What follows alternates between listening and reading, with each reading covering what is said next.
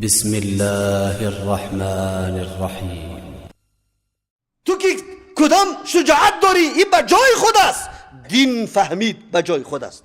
بس اوقات توسط یک کلمه تو بسته حرکت و بسته نظام توهین میکنی و نعوذ بالله حرکتش به تیم سازی از سرعت میگذاری. خبرداری؟ من از خاطر دوستا را میگم و دوستا احتیاط کنه و دوستا احتیاط کنه. به هر کس فتوای کفر نده، به هر کس فتوای شرک نده. إن الحمد لله نحمده ونستعينه ونستغفره ونعوذ بالله من شرور أنفسنا ومن سيئات أعمالنا من يهده الله فلا مضل له ومن يضلل فلا هادي له وأشهد أن لا إله إلا الله وحده لا شريك له وأشهد أن محمدا عبده ورسوله. أما بعد فإن أصدق الحديث كتاب الله وأصدق الهدي هدي محمد صلى الله عليه وسلم وشر الأمور محدثاتها وكل محدثة بدعة وكل بدعة ضلالة. أعوذ بالله من الشيطان الرجيم. من كان عدوا لجبريل فإنه نزله على قلبك مصدقا لما بين يديه وهدى وبشرى للمؤمنين. برادران عزیز و گرامی، به مقتضای جمعه های سابقه ما که موضوع تکفیر یک مسلمان دنبال میکردیم، قبل از اینکه ما ضوابط تکفیر بیان کنیم که یک کسی را کافر گفتن کی میشه، چی شرایطی داره و چی موانع داره، ریشه تاریخی از این را بازیابی بکنیم که از کجا موضوع تکفیر شروع شده. بزرگترین فتنه که در بین مسلمان ها پیدا شده از کجا آغاز یافته و امی موضوع چقدر عواقب ناگوار داره. تا زمان عمر رضی الله عنه که خلافت قایم بود و فتوحات بزرگ الله متعال به دست عمر رضی الله عنه قرار داد، خطه اسلامی گسترش پیدا کرد، رونق اسلام خیلی بالا گرفت. دشمنای دین سخت در آتش حسد و دشمنی خود می سوختند تا به مقاومت و مقابله را در مقابل ای جماعت متفق مسلمانان نداشتند. هر قدر تلاش کردند نتوانستند که در بین مسلمانان رخنه پیدا بکنه و علیه حکومت اسلامی چیزی را آماده بکنه که سبب خلل و سستی پایه های حکومت اسلامی شود. قرآن کریم شاهدی میده که اشدترین دشمن برای ما یهود است. امروز هم دشمن زنده است، بلکه نه تنها زنده، سلطه خدا به انواع مختلف در تمام گوشه های جهان گسترانده و به تثبیت رسانده که ما ابی قدر سلطه داریم. نشانه بزرگش و شاهد بزرگش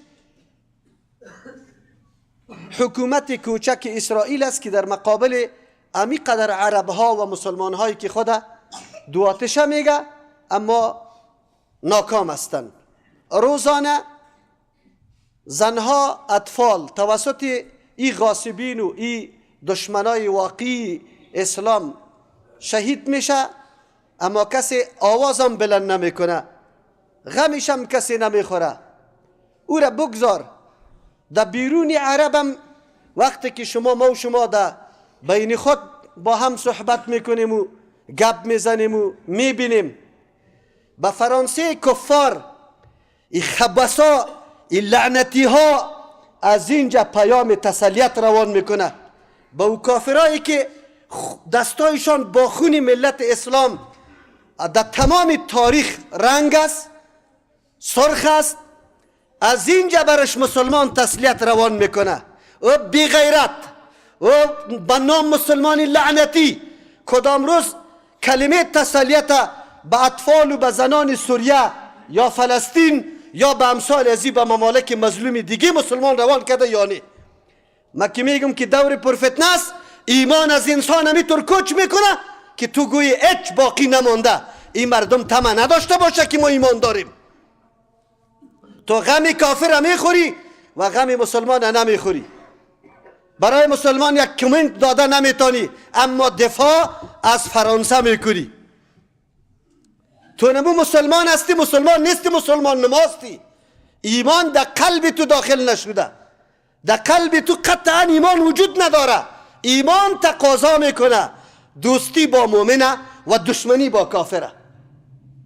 کسی که مؤمن است کافر دشمن میگه، هیچ وقت دوست تلقی نمیکنه. الله برش دشمن گفته. نمیتونون دوستی. مدارات دنیا، معاملات دنیا موضوع جداست که ما قطعش تجارت میکنیم، رفت و آمد میکنیم، مسائل سیاسی خود قطعش تا و بالا میکنیم. اما محبت چیز دیگری است که دمی موضوع تکفیر انشاءالله آمده رایسته. این بحث خیلی ریشه‌ای میگیریم که بدانیم که در کجا کی خطا شده.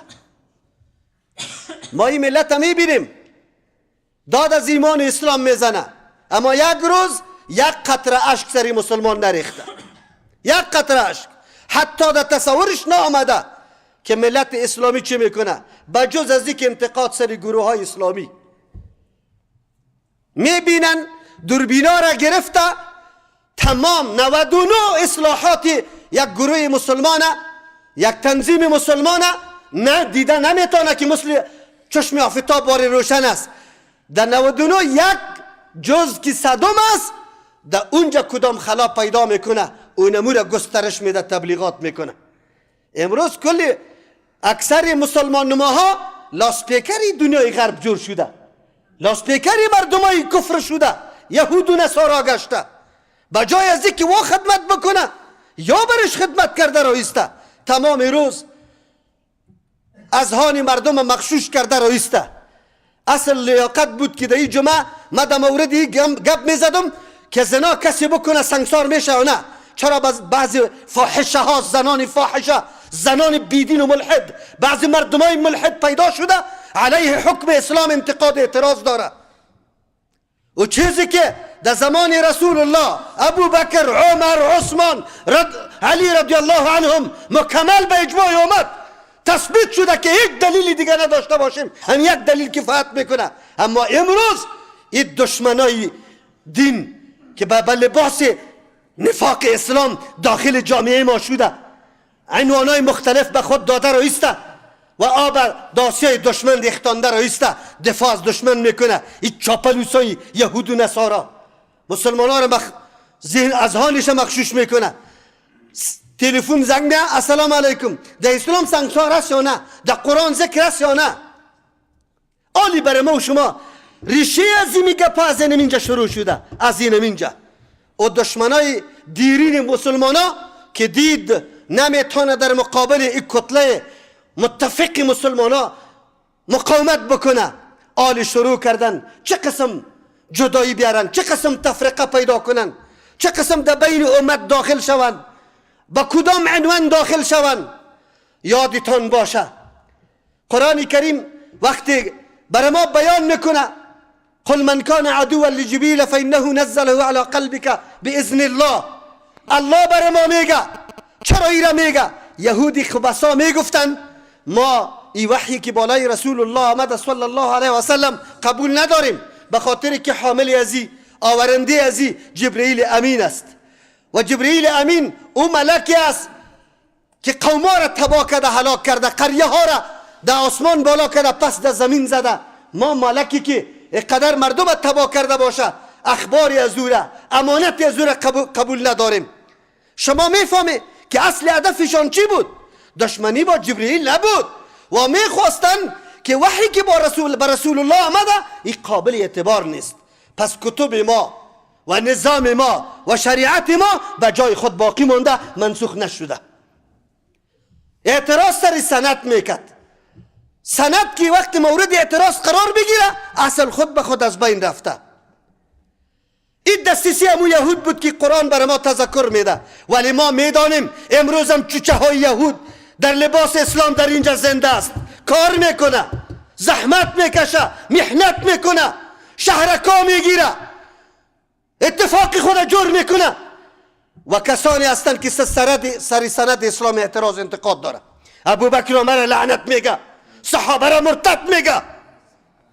بنیادی از اینجا شروع شده.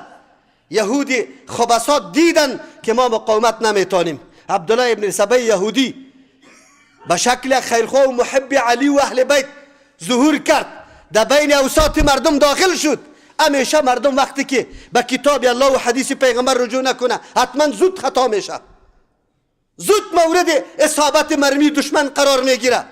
شروع کردن گفتن عجیب است، علی چطور علی؟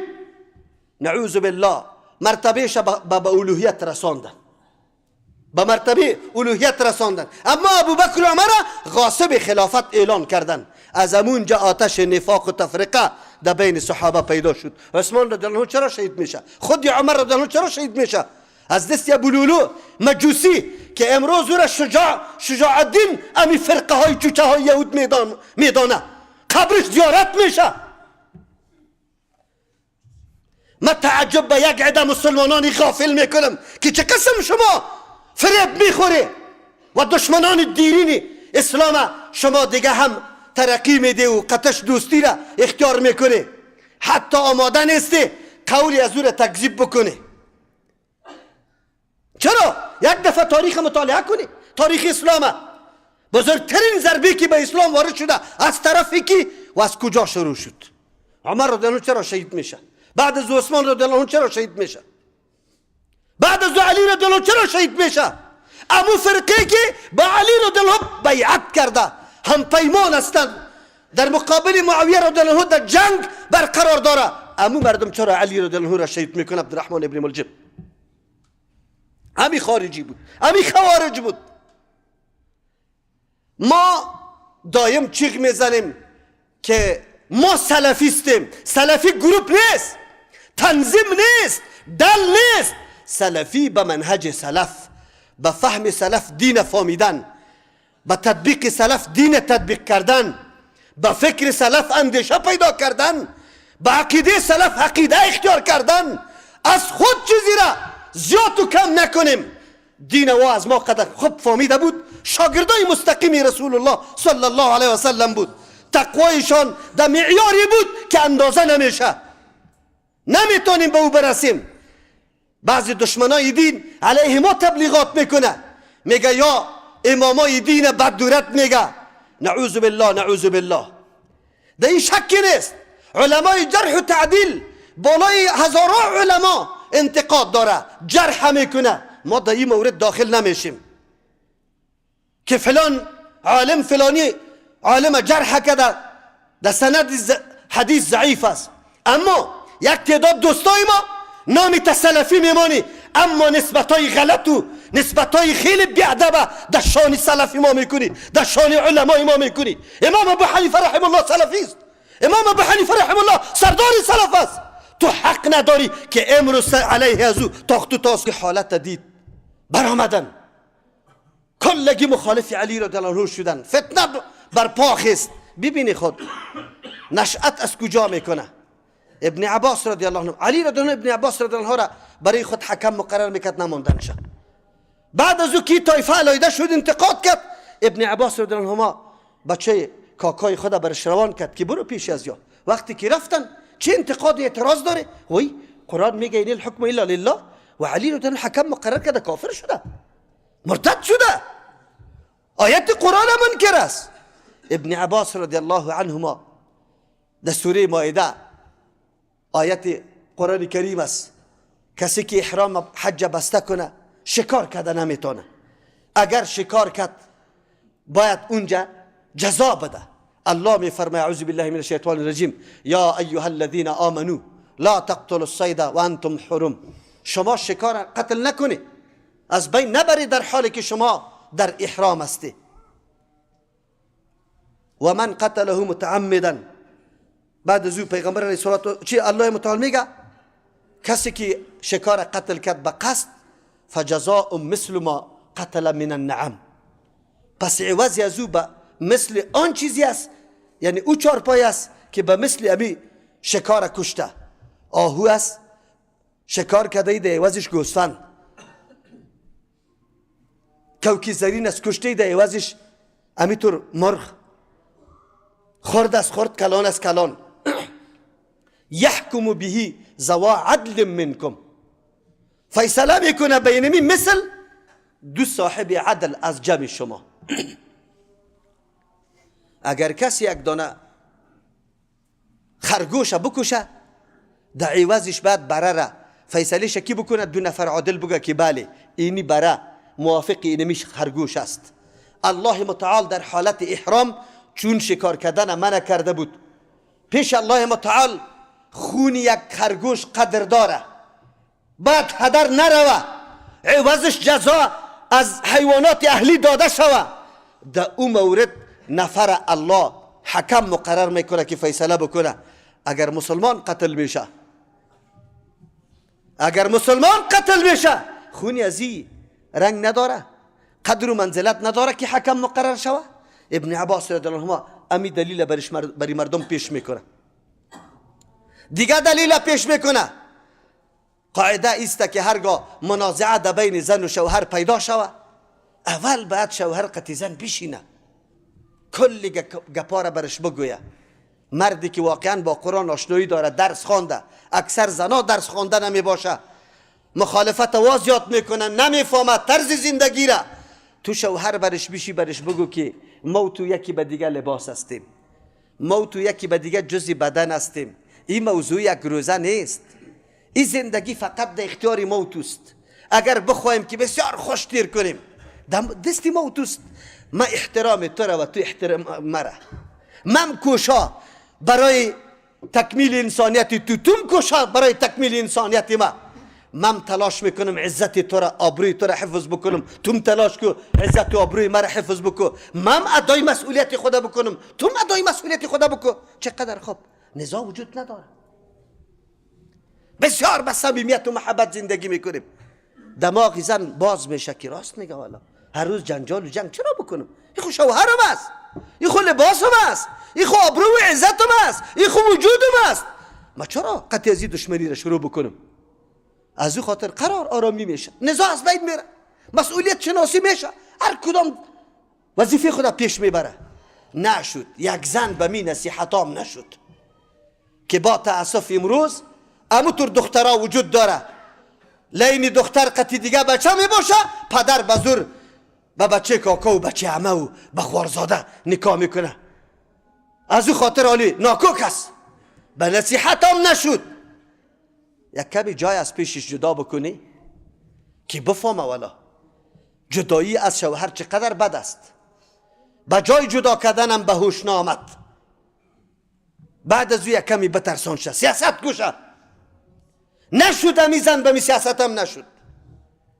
نفر سیومی را که خیرخواه اردو باشه در مجلس بشانه و بعد از او موضوعات مطرح کنه، حکم گپی کل اردو را بشنوه، فیصله کنه که تو ملامت، مردکه تو ملامت، در این موضوع تو ملامت، زنه بگوید در موضوع تو ملامت، توی کاری تا اصلاح کو، توی کاری تا اصلاح کو. الله در این مورد آیت است: و این خفتم شقاق بینهما فابعثوا حکما من اهله و حکما من اهلها. اگر شما مسلمانان را میگه، اگر شما خوف داره در بین زن و شوهر منازعه به اوج خود میرسه، بفرسته یک حکم از طرف جانب کی مرد و یکم از جانب زن، بشینن ببینن موضوعات بشنوه. اسلام حکم میکنه به یکی نزاع از بین بره. نزاع در اسلام سخت امر شدید است. ابلیس لعین با هیچ چیزی دیگری نه به زنای قدر خوش میشه، نه به قمار، نه به شراب. چقدر که نزاع در بین دو برادر، در بین زن و شوهر، در بین دو جماعت پیدا شوه، امو کسایی که کار کرده امواره در پشت میزنه، آفرین میده ابلیس. از او خاطر مسلمان تلاش میکنه که ادناترین نزاع حتی در بین خانواده پیدا نشوه. چی جای ازی که در بین برادرها، در بین همسایات، در بین گروه ها پیدا شوه. اسلام آنقدر اهتمام برای ازی کرده. و او حدیثی که رسول الله صلی الله علیه و سلم میفرماید کسی که وصایت از 3 روز با برادر خود خفه باقی بمانه، سلام کلام نمیکنه، ترک میکنه برادر خدا و بمره، جایش کجاست؟ این گپ عادی نیست، رسول الله میگه. به این خاطر که مسلمان قطعا یک برادر مسلمان خدا ترک نکرده باشه، اتفاق باشه. ابن عباس رضی الله عنه دلایل برای مردم گفت، 60,000 مردم پس دور خورد، اصل مطلب آیت نمی فهمیدن، اما او کسایی که گماریده شده از جانب یهود بودن، او کسایی که این برنامه همونطور تصادف نبود به نزد بعضی مردم که تصادف برش میگه، یا در اصطلاح خود ما یعنی اینطور نبود که از اول برای ازی تدابیری نگرفته ناگهان همینطور گپ بالا شده، نه، این ریشه داشت. یهود امی کار کرده بود، افراد گماشته بود، میخواستن که این نفاق در بین صحابه بیایه و صحابه یکی دیگه خود تکفیر بکنه. چرا؟ وقتی که صحابه مورد لعن و طعن قرار گرفت، سند دین صحابه است که صحابه مطعون شدن، مجروح شدن، دینی که توسط از آن نقل شده این اعتبار نداره. امروز امو پروسه روان است یا نه؟ به نام قرآنیون، فقط قرآن میپذیریم، حدیث ضرورت برش نداریم، به نام اسلام و به نام مسلمان چاندی امی پروسه روان است که با تأسف فتنه بزرگ است. الله نگاه کنه، از اونجا شروع شد خوارج شروع شده. حدیث میخوانم، علی رضی الله عنه میفرماید چه ابی سعید خدری رضی الله عنه میفرماید قال بینما نحن عند رسول الله صلی الله علیه و سلم، در یک وقت از اوقات ما به نزد پیغمبر صلی الله علیه و سلم نشسته بودیم و هو یقسم قسما، پیغمبر علیه السلام تقسیمات میکرد چیزی را، عطاهو که آمده بود از مال غنیمت یا چیزی،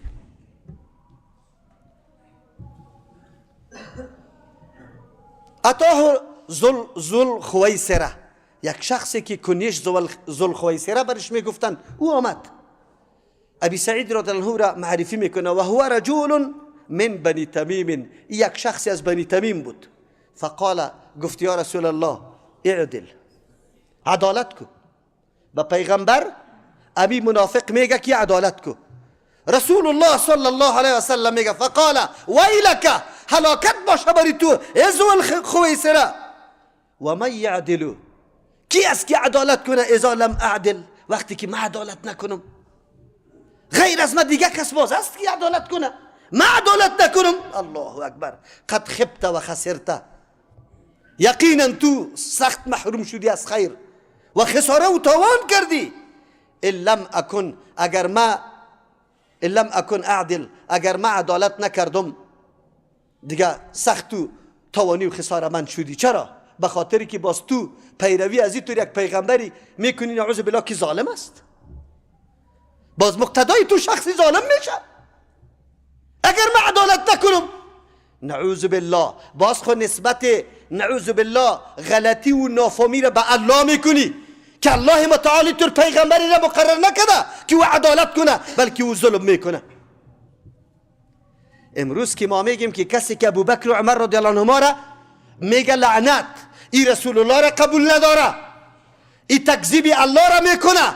چرا؟ نعوذ بالله انتقاد سری الله داره که الله تو علم نداشتی که پیغمبری را روان کردی که ابوبکر و عمر را بری خود یار گرفته.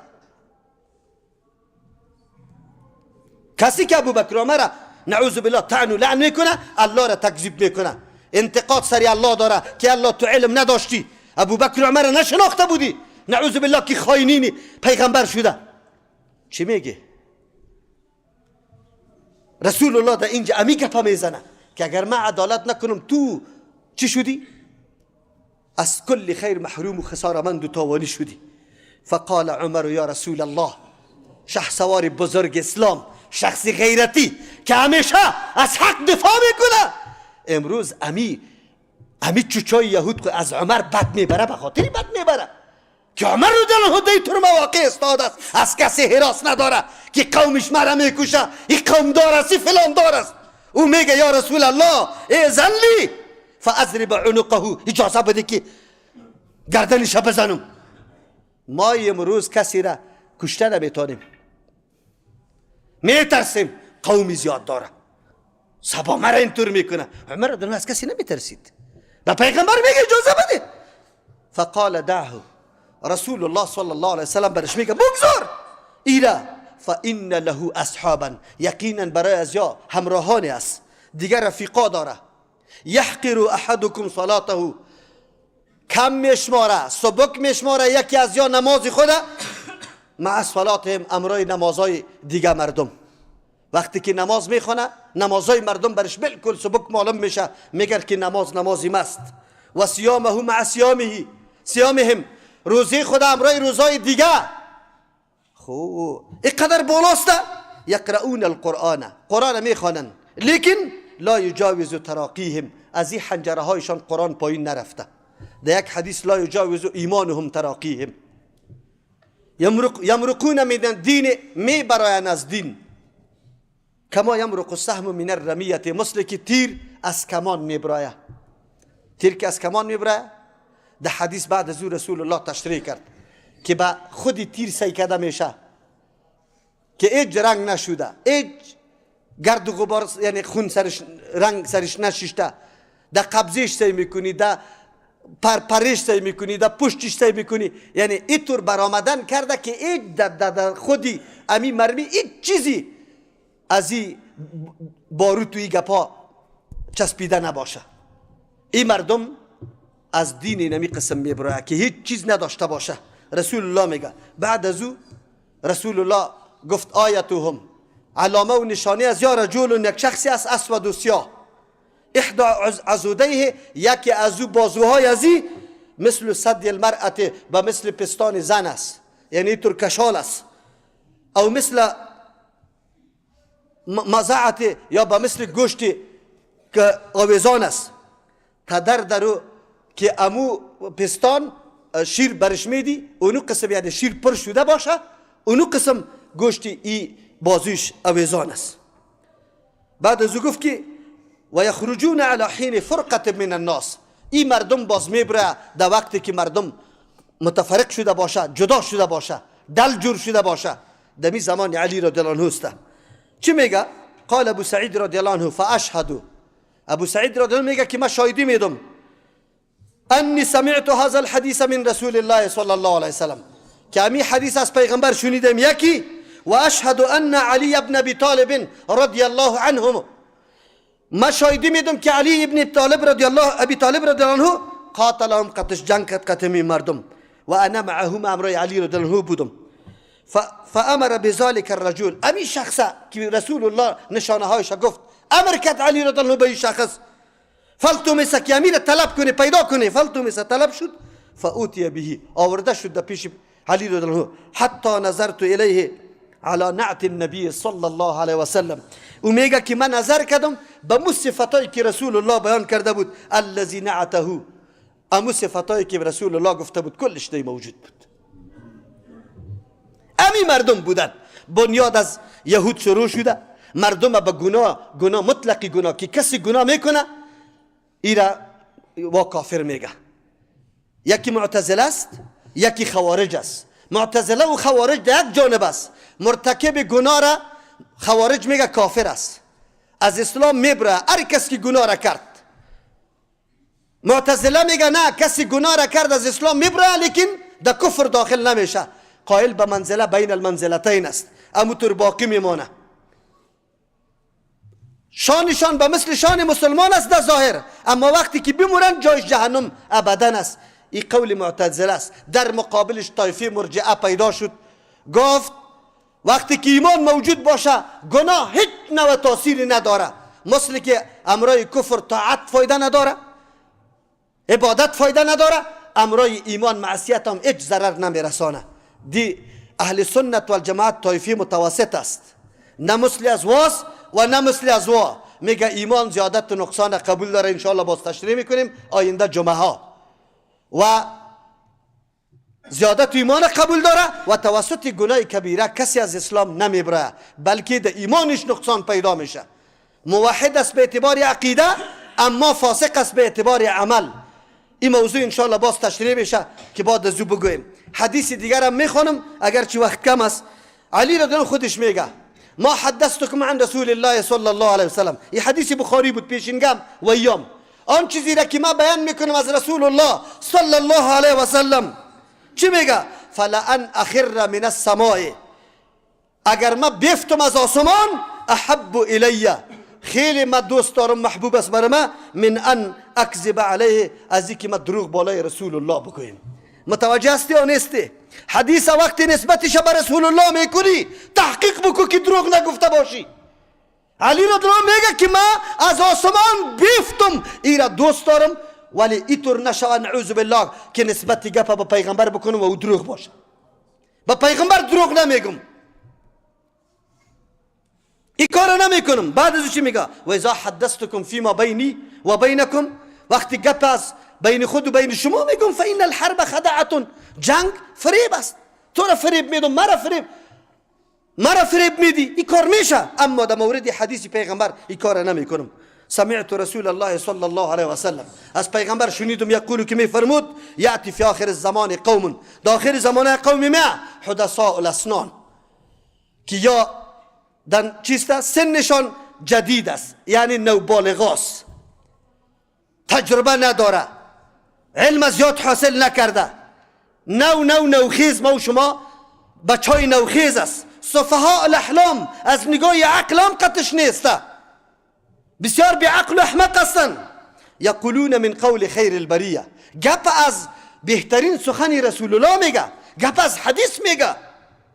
خو یمرقون من الاسلام، میبره از اسلام کما یمرق السهم من الرمیه، مثل که تیر از کمان میبره. چرا میبره؟ گپ از حدیث هم میزنه، مطلب حدیث نمیفهمه، فتوای کفری مردم میده، برای مردم مشرک و کافر میگه، خودش مبتلا میشه و میبره از اسلام.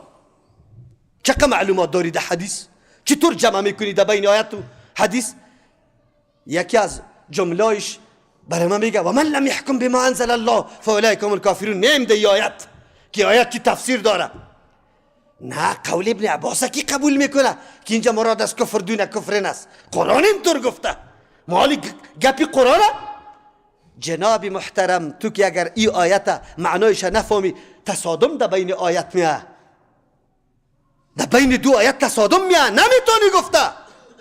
این خطرناک موضوع است.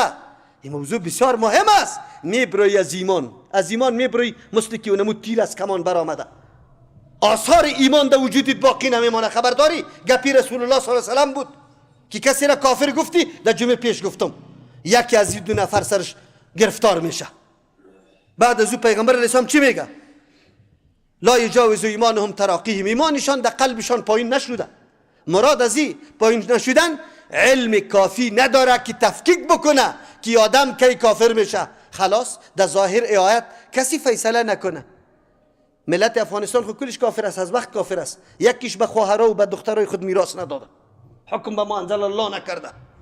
تو خودت 20 دفعه نماز قضا کردی، حکم به ما انزل الله نکردی. میشه کلگی کافر شوه؟ سری خود فتوا میدی؟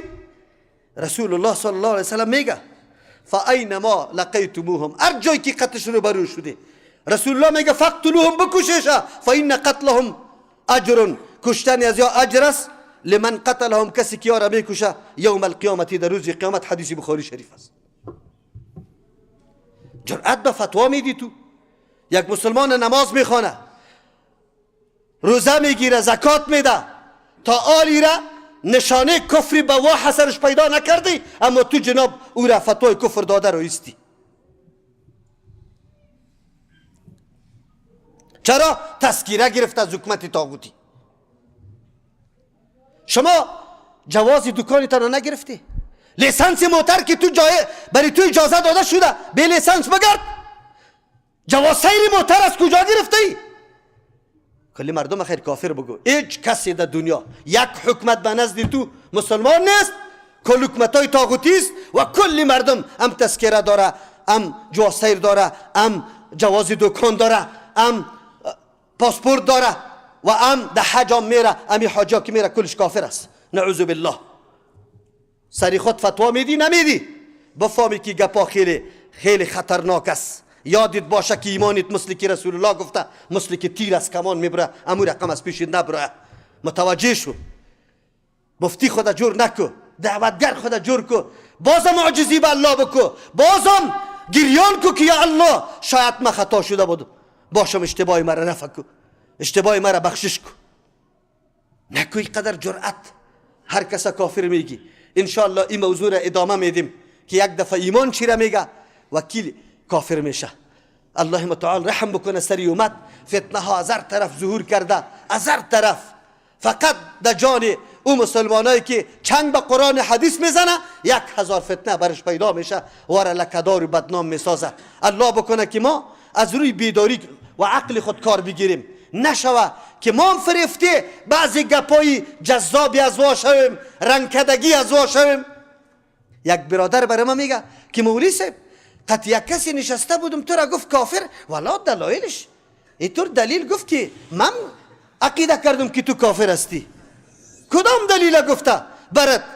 ما گفتم تو نفر باز بیار که امو دلیل خدا بگویه که ما از پیشش سوال بکنیم که آیت مطلبش میفهمه یا نه، یعنی که محض پانزه طب خوانده یا در انجینری و کامپیوتر ساینس خوانده فقط آیت از کتاب گرفته و من لم يحكم بما انزل الله فاولئک هم الکافرون امیر گفته و بیچاره ای گپا را نمیفهمه، کفر نمیشناسه که کفر چی است.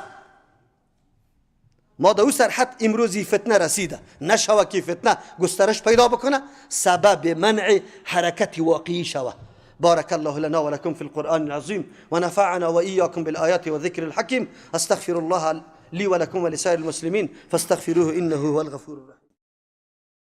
أنا العبد الذي كسب الذنوب وصدته الأماني أن يتوب. أنا العبد الذي يضحى حزينا على زلاته قلقا كئيبا. أنا العبد الذي كسب الذنوب وصدته الأماني أن يتوب. أنا العبد الذي أضحى حزينا على زلاته قلقا كئيبا.